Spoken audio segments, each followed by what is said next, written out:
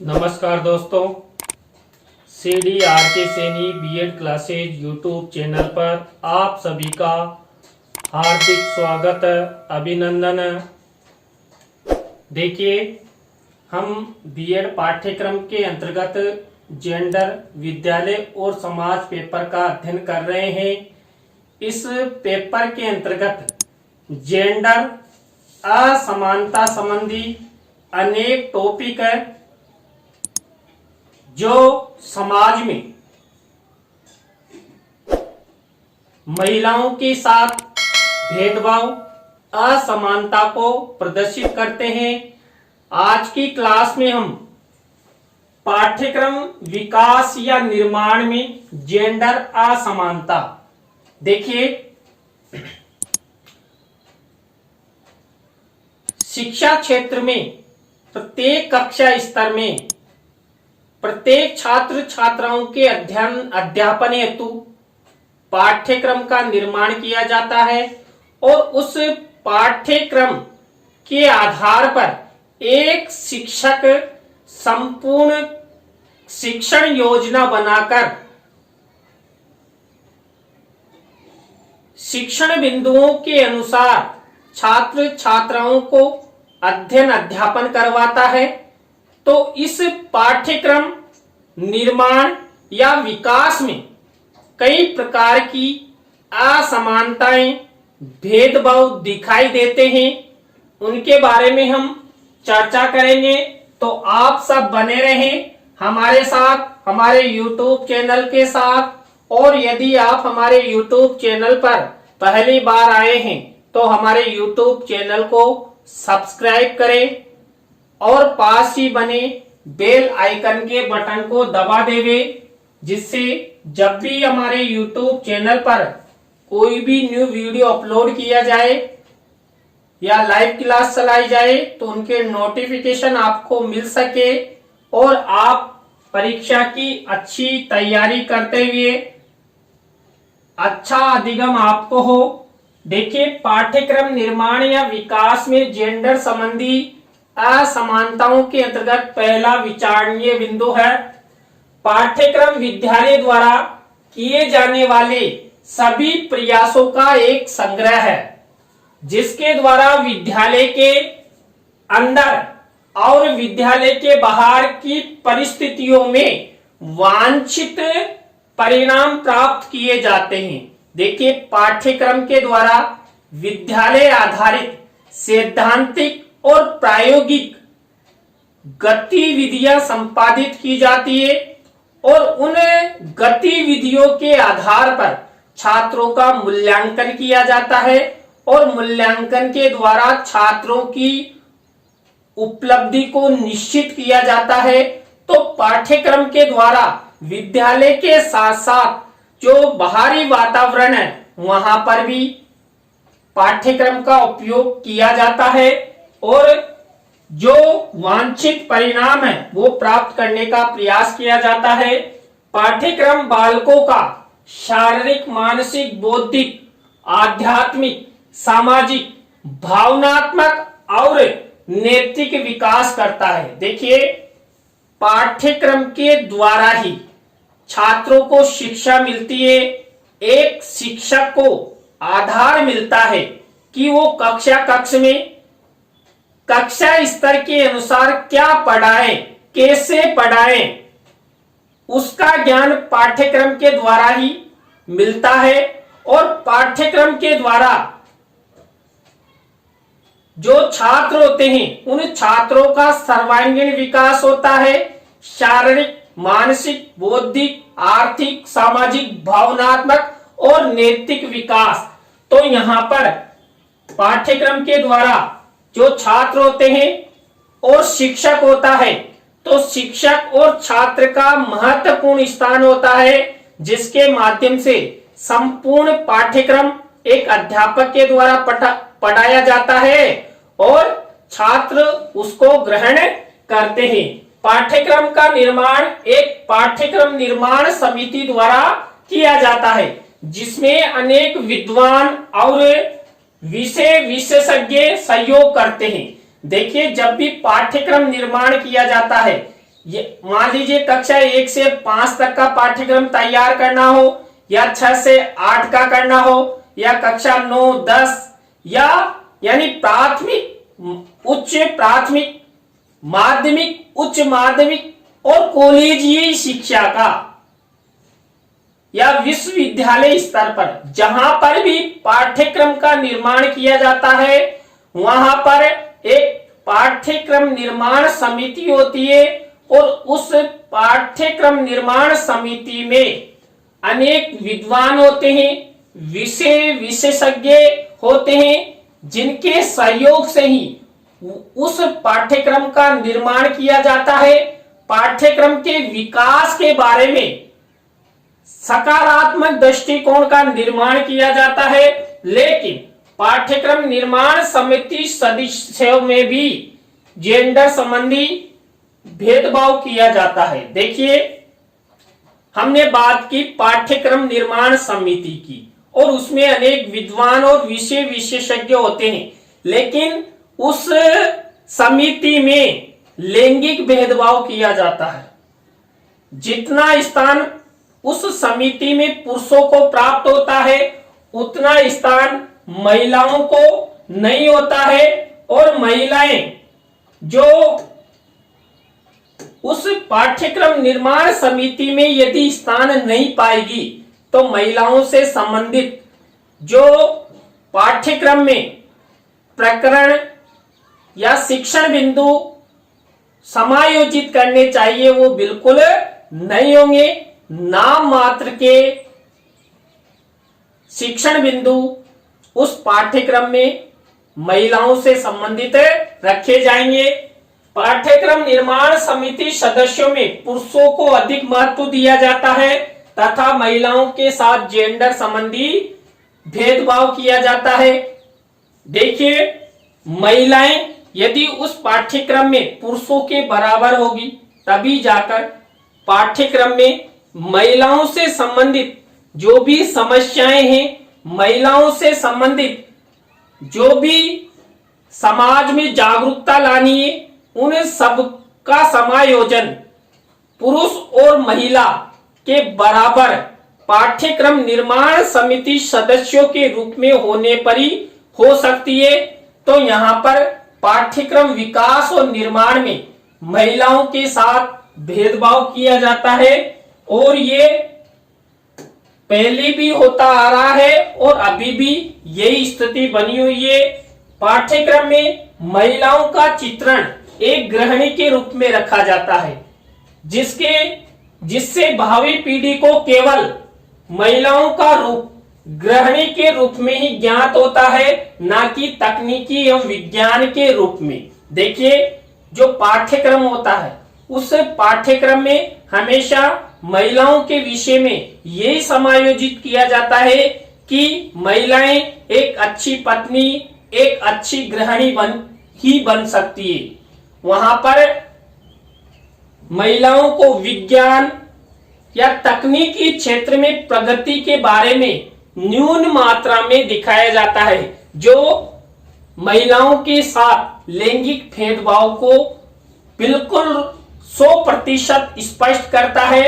आप जितना भी पाठ्यक्रम देखेंगे, चाहे वो प्राथमिक स्तर का हो, या विद्यालय स्तर का हो, या महाविद्यालय स्तर का हो, सब स्थानों पर महिलाओं का चित्रण एक गृहिणी के रूप में प्रदर्शित किया जाता है, जिससे महिलाएं आगे नहीं बढ़ पाती, और जो वर्तमान पीढ़ी यानी कि जो वर्तमान समय में शिक्षण कर रहे हैं, उनके छात्रों की मानसिकता भी यही बन जाएगी कि महिलाएं केवल गृहिणी के रूप में है, ना कि किसी विशेष क्षेत्र में। पाठ्यक्रम जेंडर अध्ययन संबंधी पूर्वाग्रहों एवं मान्यताओं से ग्रसित होता है, जिसके अंतर्गत किसी विशेष समूह को अदृश्य रखा जाता है। देखिए, जो पाठ्यक्रम होता है, ये पूर्वाग्रहों से ग्रसित होता है। देखिए, समाज में महिलाओं के विषय में कई प्रकार की धारणाएं,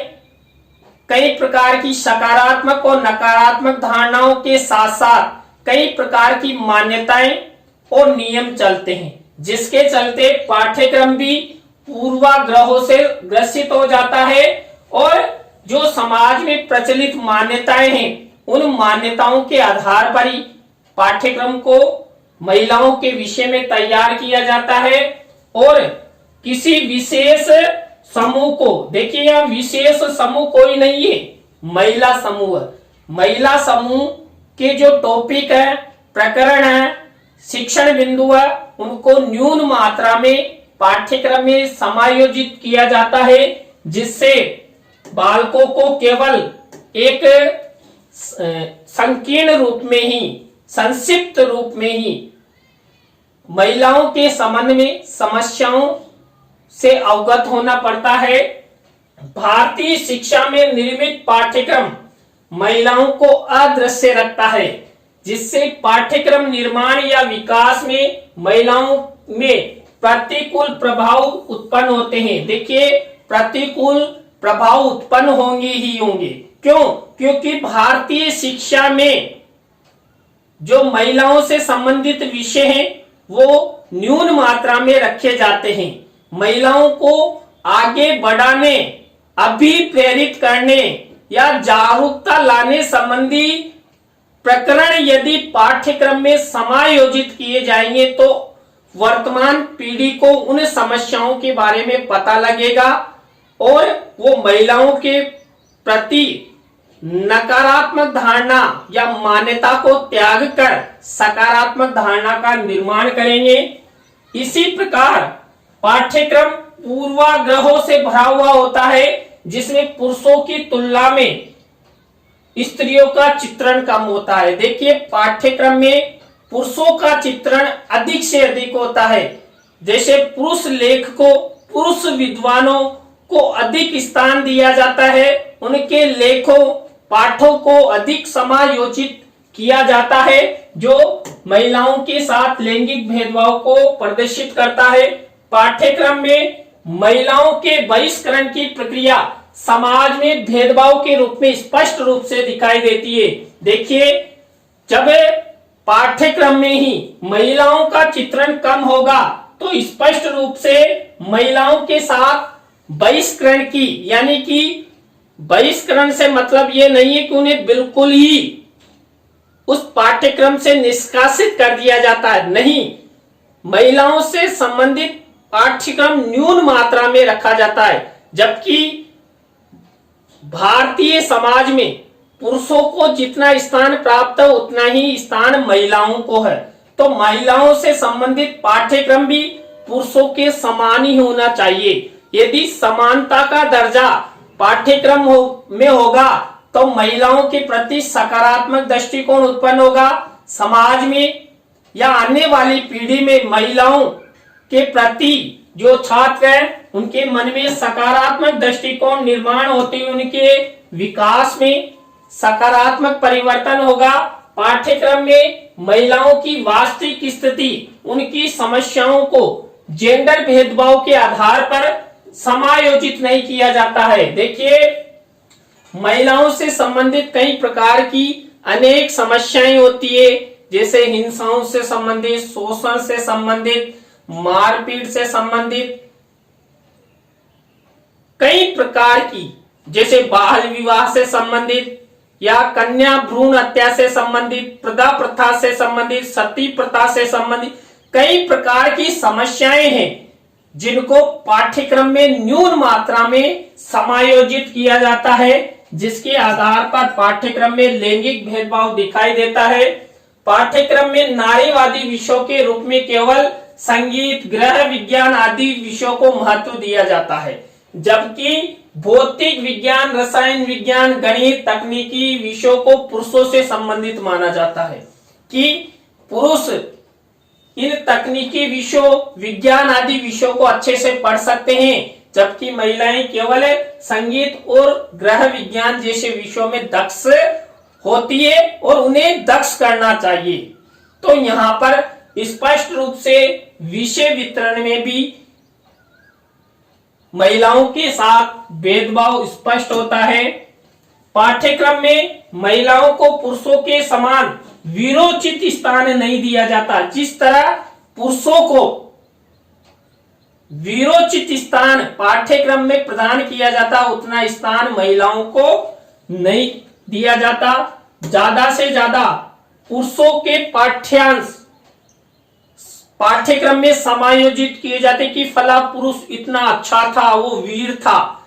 जबकि यदि महिलाओं से संबंधित वीरोचित, देखिए अभी रानी लक्ष्मीबाई या रानी पद्मावती से संबंधित ऐसे कई नारियां हैं, उनके वीरोचित गाथाओं या प्रयासों का पाठ्यक्रम में समायोजन किया जाएगा तो आने वाली पीढ़ी को उनसे सीख मिलेगी, अधिगम होगा कि हमारी भारतीय नारियां भी कम नहीं थी, वो पुरुषों के समान ही एक वीर नारी के रूप में उन्होंने मुकाबला किया, हमारे देश की रक्षा की। तो ऐसी भावनाएं वर्तमान पीढ़ी में विकसित होगी। लैंगिक भेदभाव के चलते महिला उपलब्धियों को पुरुषों के समान पाठ्यक्रम में स्थान नहीं दिया जाता। देखिए, महिलाएं चाहे कितना भी अच्छी उपलब्धि ग्रहण कर ले,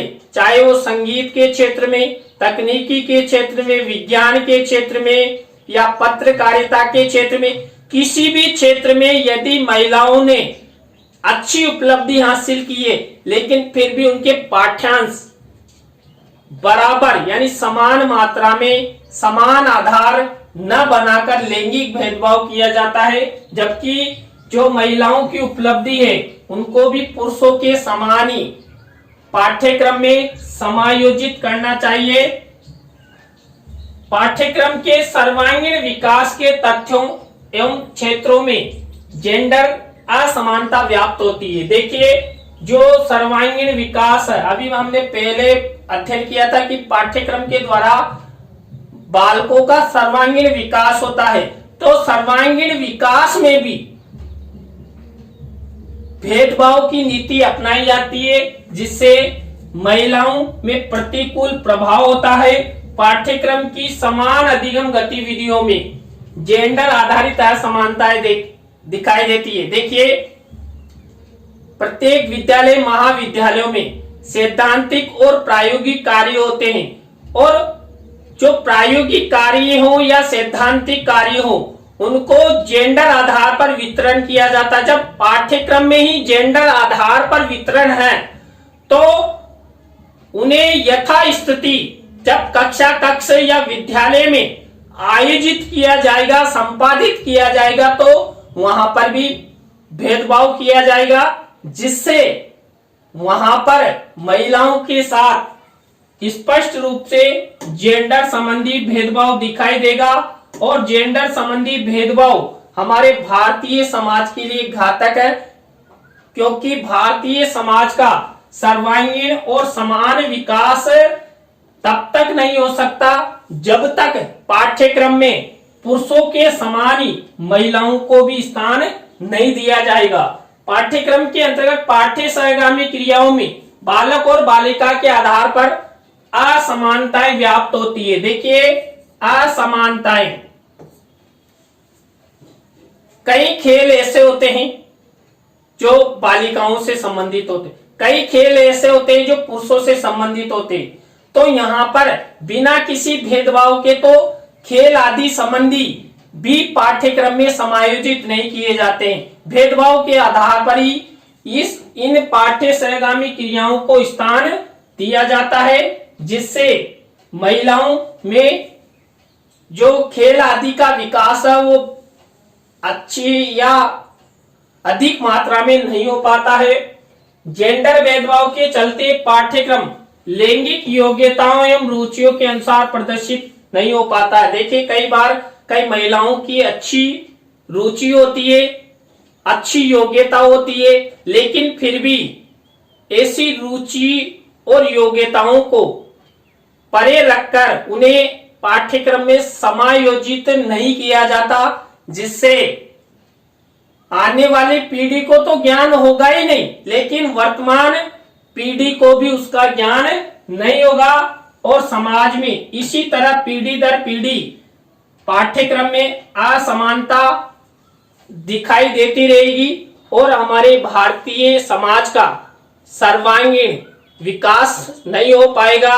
समाज में पाठ्यक्रम निर्माण या विकास में भी इसी तरह असमानताएं दिखाई देगी। तो आज की क्लास में हमने पाठ्यक्रम निर्माण या विकास में जेंडर संबंधी असमानताओं के बारे में अध्ययन किया। आपको वीडियो कैसा लगा कमेंट्स में हमें जरूर बताएं।